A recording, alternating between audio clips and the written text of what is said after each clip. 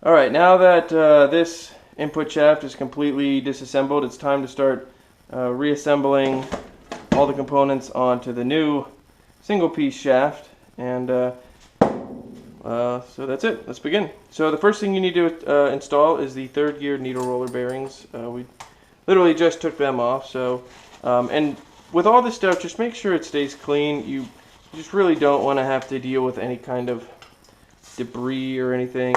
I always like to have something, like WD-40 or something, just to try to just make sure that there's nothing, no debris or anything else remaining on them. So first thing, you put the needle rollers on, and then you put this sliding gear on. This is the third gear sliding gear because until it's engaged, it just kind of idles there. So then next is the third and fourth gear hub. That's this piece. And as you put that on, you want to make sure that the slots line up with the teeth in the synchro, so that there's a little bit of slop there. That's good slop. You do want that. The next thing is the third and fourth gear sliding coupler, and it's really important to make sure that this one goes on in the right direction, because usually it doesn't wear evenly. Usually you see a lot more wear on third gear than fourth gear. But then this piece, we already put markings on it, so you can see. Oh, one off. Nope. Oh, no. Here it is. So there it is. So this marks it lines up, and that lines up, and that lines up. So that's good. Next, we want to put the snap ring back in place just to hold the hub down, so that during the following piece, we're not worried about that. So go ahead and do that.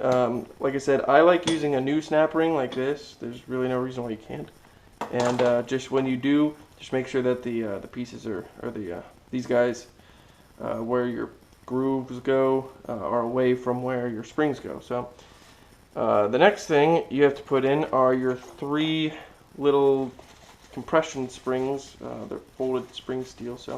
And the orientation of these is they want to go in like this, with this side up against the shaft. So you want this flat, straight part going up. It'll look like an N going in. So put one in. Whoop. Put the second. You want, as everything else, you want these to be clean. Put the second one in. I'll get that squared in a minute. Then the third one. Third one in. Oh, that one's upside down. There we go. Just like that, and then over into that one. So then the next thing you have to do is a little bit tricky, and it's these little cylinders. They almost look like little dowels. You have to get them all in essentially at the same time, because once you start, you can get about one in and then stop, but you eventually, as you start putting other ones in, the original ones start trying to pop out, and it gets kind of complicated. So there's one.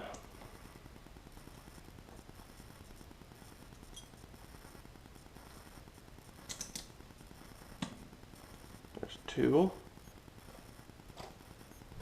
And let's see if I can get all 3 of them in here. Oh, nope, that one popped up.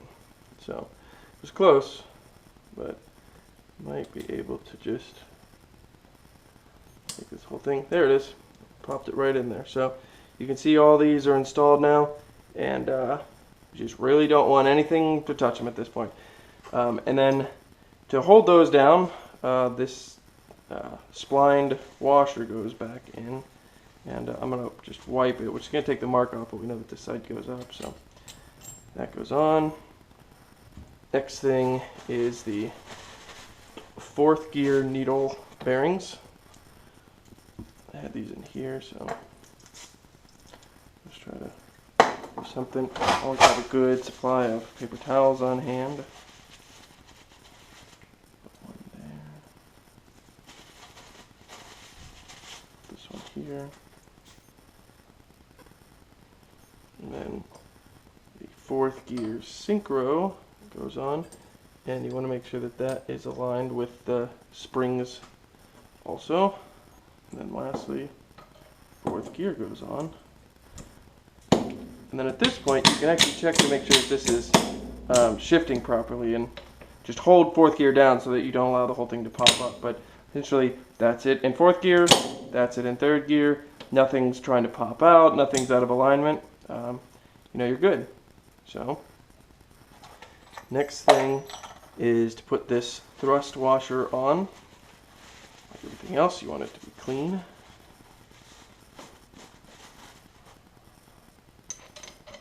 So this goes on.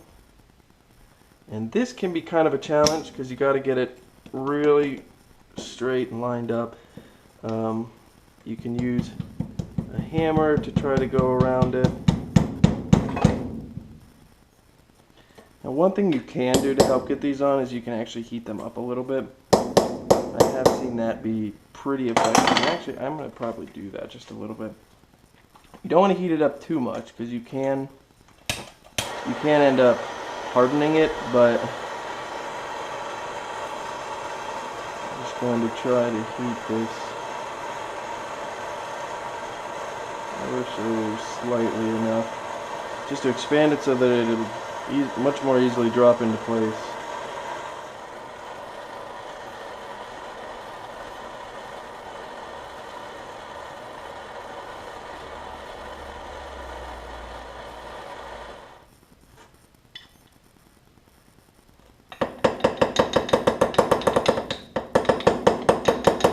Alright, so we pretty much tapped our thrust washer down in place there. And the last thing to do now is just to permanently install our front support bearing.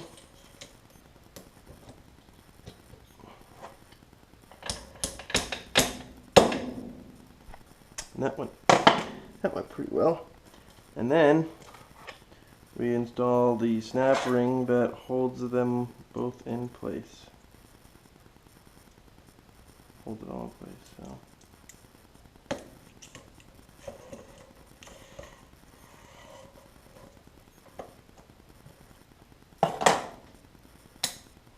And there it is. And that's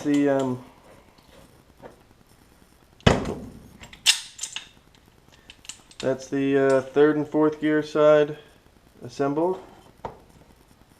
I'll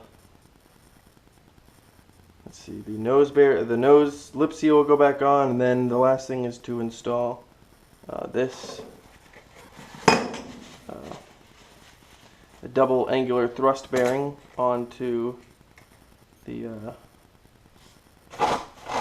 back end here for fifth gear.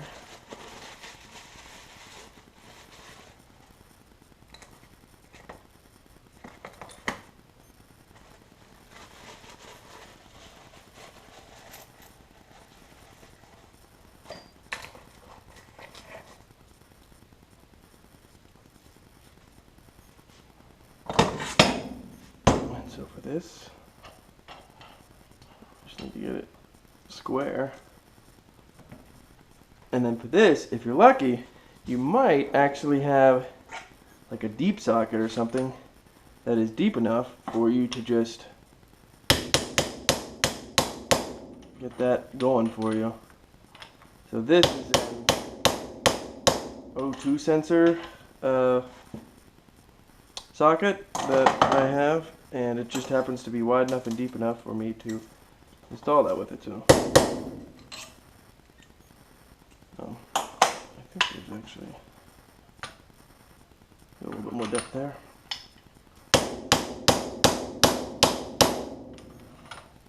Because you want to try to at least get the both inner races engaged. So otherwise you're gonna have a lot more difficult time installing this.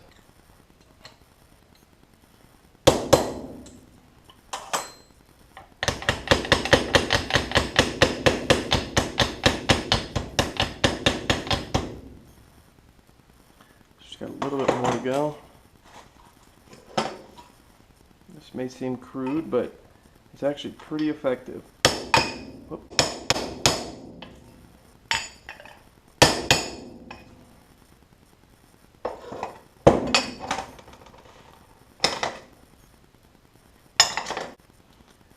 See that we're pretty darn close here.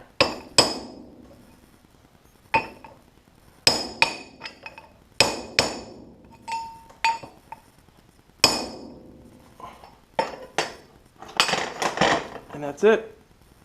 The bearing is on, and the next thing is to lay the assembled shaft. Ooh, put this back on. Is to lay the completely assembled shaft back into the transmission casing. So, all right. So after you get the shaft completely assembled, you can. The next thing you got to do is essentially put the shaft back into the case. So let me come over here and get that.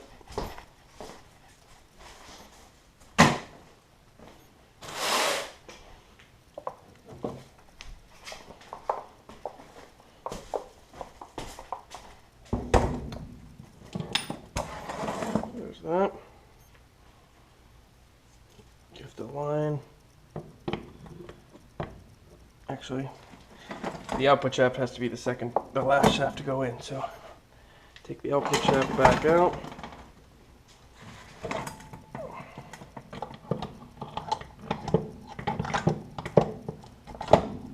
Drop the input shaft in. Put the lip seal right there. There it is.